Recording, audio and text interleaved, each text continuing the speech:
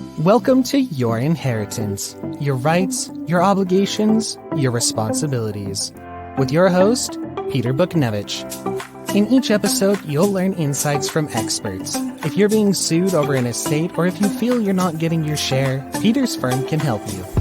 You can find this show at www.betrustlaw.com and on YouTube, Facebook, Apple Podcasts, Spotify, Google Podcasts, and more. Now here's the host of Your Inheritance, Peter Bochnewich.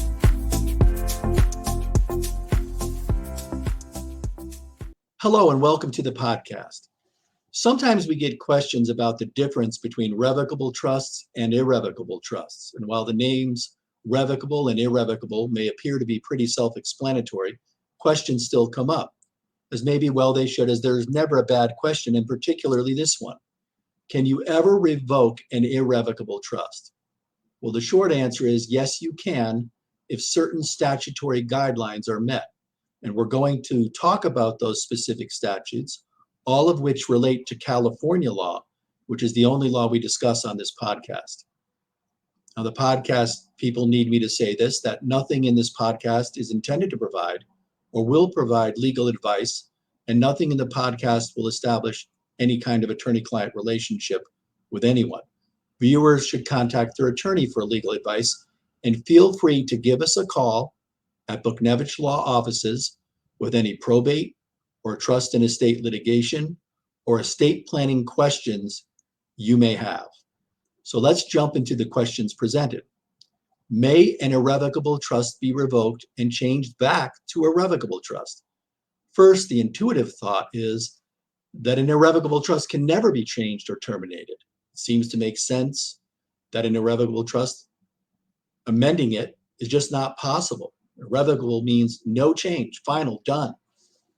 Legal dictionaries even describe irrevocable as that which cannot be revoked or recalled. But the answer is, according to California law, yes, you can, with qualification. And as often happens in the law, the answer to this question is it depends. And there are two primary code sections from the California Probate Code, which governs trust matters in California, that address the issue of irrevocability trust, the revocability of irrevocable trust. And the first one we have is Probate Code Section 15403. That relates to the modification or termination of irrevocable trust by all beneficiaries. And that statute specifically provides, first, at subsection A, except as provided in subsection B, if all beneficiaries of an irrevocable trust consent, they may petition the court for modification or termination of the trust. What does that mean? Let's unpack that for a minute. If the people who have granted the trust, the settlors of the trust, the creators of the trust, the trustors, mom or dad or grandparents, and they have passed away, and they have left in the wake of their passing an irrevocable trust for the benefit of their beneficiaries with certain constraints on how those beneficiaries will be able to access or use their inheritance.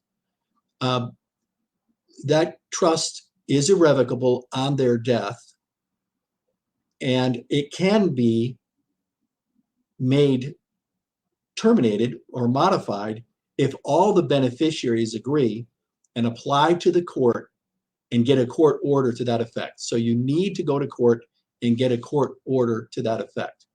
Now, will the court always grant the petition if all the beneficiaries agree? Not necessarily. So when we think about that concept, we go to subsection B of 15403. And subsection B states, quote, that if the continuance of the trust is necessary to carry out a material purpose of the trust cannot be modified or terminated unless the court, in its discretion, determines that the reason for doing so under the circumstances outweighs the interest in accomplishing a material purpose of the trust. Hold on to that thought for a moment. The balance of this subsection says, if the trust is subject to valid restraint on the transfer of a beneficiary's interest as provided in Chapter 2, commencing with section 15-300, the trust may not be terminated unless the court determines there is good cause to do so. So let's unpack that subsection B. What the court's going to do, if all the beneficiaries agree, is examine if all the beneficiaries' decision to terminate the otherwise irrevocable trust meets the intent and the purpose as to a material purpose of the people who created the trust. Let's say, for example, parents decide that their children need to have some constraints against profligate spending, or folks had maybe some family members had issues with managing their money. Sometimes it comes into play if there's a perception of some substance abuse issues or things of that nature. And all the beneficiaries of that irrevocable trust might all decide, well, we don't have any problems. We don't see the need to maintain the irrevocability of this trust. And Your Honor, we're all united, 3 children, 4 children, however many beneficiaries there are. And there needs to be all of the beneficiaries applying to the court. And the court will say, well, let's consider that.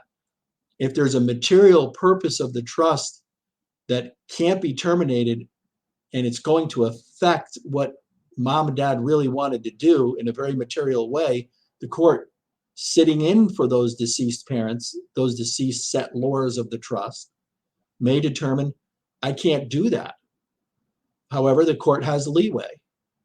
If the court says that, well, there's a material purpose of the trust, but the way they have the trust set up is the trust fund is being managed by a third-party trustee. They're doing a great job, but the fees are eating into the corpus of the trust or whatever, and it's just not materially balancing the benefits of terminating and letting folks go who all appear to be living a good life and not having any problems, and they all understand what's going to happen if this irrevocable trust is terminated to their benefit. The court may weigh in and say, we'll allow the termination of the otherwise irrevocable trust. And in this case, you must have a court order. Do you always have to go to court? If mom or dad or the settlors, the people who created the trust, have passed away, yes, you do. In California, you're going to have a court order to terminate that irrevocable trust or to modify it.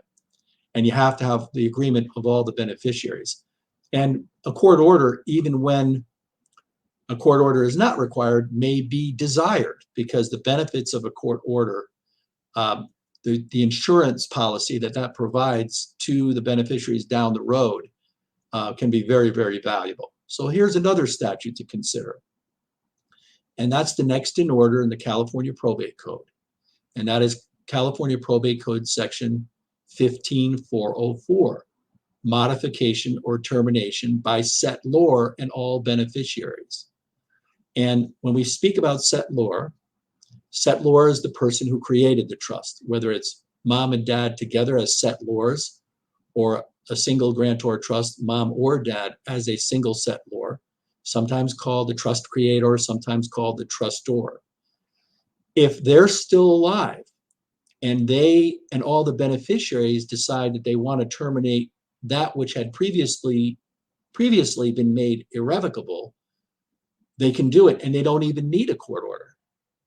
And so we look at 15404 of the Probate Code, and that section specifically states, subpart a trust may be modified or terminated by written consent of the settlor and all beneficiaries without court approval of the modification or termination. So there, what you need is complete unanimous decision. If mom or dad created a trust and they wanted it to be irrevocable when they created it, and they understood that they couldn't take it back the moment they signed it, but then down the road there are changed circumstances, something's happened, or they've thought it over and they decide they want to bring that irrevocable trust assets back to a position of revocability, where they have decision-making power over it. And if all the beneficiaries who are named in the trust to receive the benefits of that irrevocable trust, all of them, that means the creator of the trust or the creators of the trust and all the beneficiaries, sign a written consent, unequivocal. Need to talk with a trust and estate lawyer to accomplish this. Then you don't even need a court order. There may be certain circumstances where you'd have to look at it depending on what the trust was created for. But generally speaking, 15404 gives a window that you don't have to have court authority for the termination if the creators of the trust and the beneficiaries of the trust all expressly consent and agree in writing. Now, there's a caveat to that, and that we go into subsection B of 15404. And that states, quote, if any beneficiary does not consent to the modification or termination of the trust, the court may modify or partially terminate the trust upon petition to the court by the other beneficiaries with the consent of the settlor if the interests of the beneficiaries who do not consent are not substantially impaired. Well, there's a lot of language there in that subsection, so let's unpack that for a little bit. So let's say we have a situation where an irrevocable trust was created. Mom and dad think it over and they want to bring it back to revocability. They have 3 children. 2 of the children consent. The settlors consent in writing, both of them. 2 of the children consent. But one child says, I think I'm better off having this irrevocable trust remain just the way it is. Maybe they have a fear of what's going to happen if it's returned to revocability by their parents or for whatever reason. And that's a dynamic we can't get into right now in great detail. It's always going to depend on a particular family situation. But if that in that case, you can't do it without court approval, but you can petition the court to effectively carve out some type of situation that the interests of the beneficiary who does not consent will not be substantially impaired. And what do they mean by substantially impaired?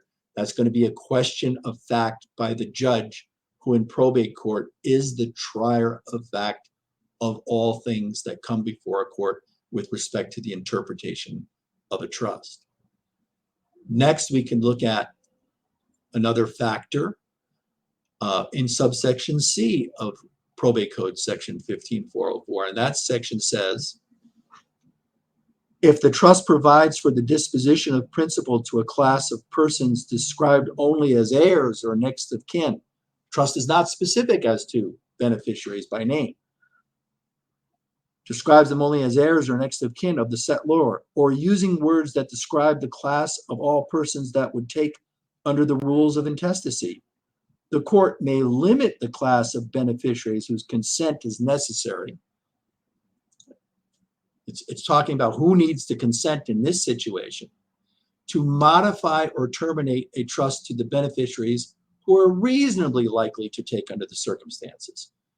So the code section here really provides a variety of ways in which an irrevocable trust can be terminated. The first one is straight up, subpart A, you got the consent of all the beneficiaries and the people who created the trust don't need court approval. If you don't have consent of all the beneficiaries, you can go to court, and similar to 15403, the court can fashion a situation, if the court feels it's right and just to do so, that will give the termination or modification relief and result requested by the parties that seek it, as long as it doesn't negatively affect the parties that say, no, we want to keep it irrevocable, and that their interests are not substantially impaired. And in the case where we're talking about downstream beneficiaries that are only described as next of kin or heirs, the court will look at that type of language and determine who is most reasonably likely to take, and then they can fashion a situation for that situation. I would say as a practical matter that you want to get consent of everybody who's involved. If you get consent of everybody who's involved, the beneficiaries and the settlors, the court is most likely to agree to terminate. So we can see by the above, the probate code sections that we've been discussing, that there is a path to modification and termination of trusts that are initially created as irrevocable. And this can be done. In certain cases, it can be done without a court order. In most cases, it has to be done with a court order. And in most cases, even if you have the opportunity to do it without a court order, it might be a good idea, consult with your attorney, might be a good idea to get that court order for protection down the road of both the beneficiaries and the trustees and the folks who created the trust. Now, there are other questions that could arise if we're considering the termination of an irrevocable trust. And these are the what if questions that lawyers often have to deal with. So let's consider the what if question. If there's an issue of capacity, let's say there's a decision of the beneficiaries, well, mom or dad or dad created a trust for our benefit, and he sort of indicates that he'd like to terminate it. It's an irrevocable trust. We want to bring it back to revocability. We all agree, but we don't. We're not sure that dad has capacity. So if it's settlor or trust creator is alert and without cognitive difficulties, then it would be possible, with full and unequivocal consent of all present beneficiaries, contingent remainder beneficiaries, and the settlors, for the irrevocable trust could be terminated.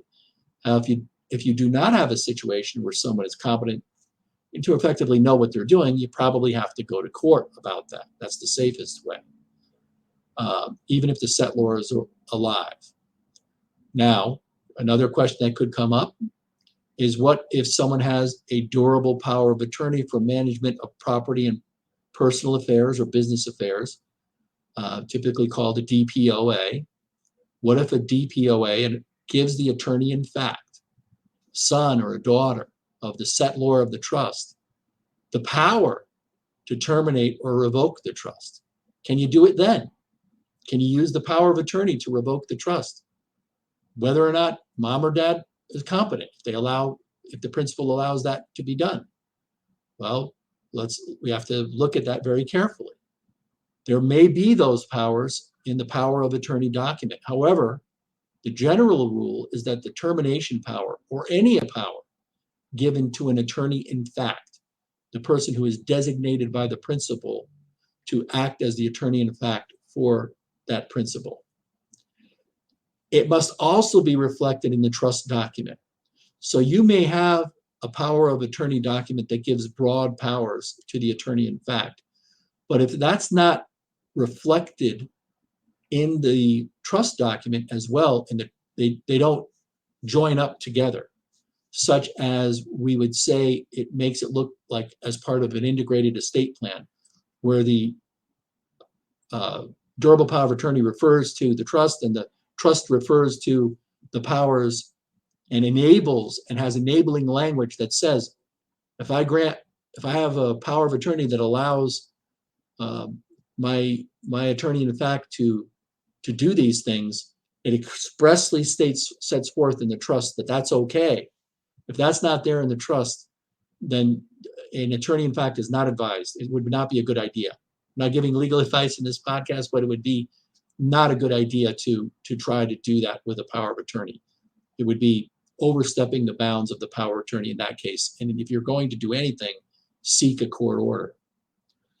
Another consideration, and this may be the penultimate and big what if in this circumstance, is what does the irrevocable trust say in its express terms?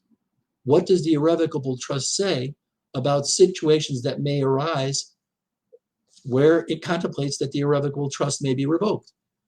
There are provisions, we have seen them in irrevocable trusts, that say words to the effect that, look, if this trust is no longer working out, or the material intent of the trustors or the settlors is being inhibited or frustrated in any way, you can go to court and petition for its termination.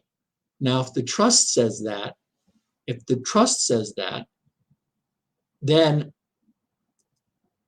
I would be of the position that you got to go to court, because the trust is going to be the Bible of the trustees' administration of the trust.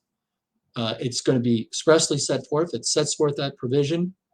You want to construe the trust, and the trust should be drafted with commensurate and reflect California law at all points, and not be in contradiction of it. But if the trust specifically has a provision for how you would modify or terminate, then you've got to follow that. And if it says go to court, even if all the beneficiaries agree, and even if the settlors of the trust agree, and they all sign off on it, they may be in contradiction of the trust provision that says you need a court order to modify or terminate. You wouldn't want to violate that express provision of the trust. The trustee would not want to violate that provision of the trust. Even if it looks like it's a no harm, no foul, you don't know what's going to happen down the road. It's best for the trustee to follow the trust. And trustees are, of course, under California law, it's statutory. They are obliged and have an obligation to follow the terms of the trust, and that's in the California Probate Code.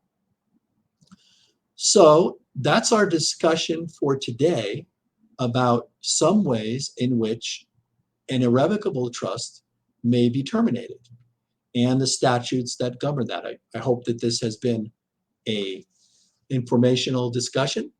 And if you have any questions about such matters, feel free to contact me at Bochnewich Law Offices, and we'll be happy to help. You've been tuning in to Your Inheritance, Your Rights, Your Obligations, Your Responsibilities with your host, Peter Bochnewich. If you're being sued over an estate, or if you feel you're not getting your share, Peter's firm can help you. You can find the show at www.betrustlaw.com and on YouTube, Facebook, Apple Podcasts, Spotify, Google Podcasts, and more. Thank you for your positive feedback, comments, questions, and for sharing the show with others.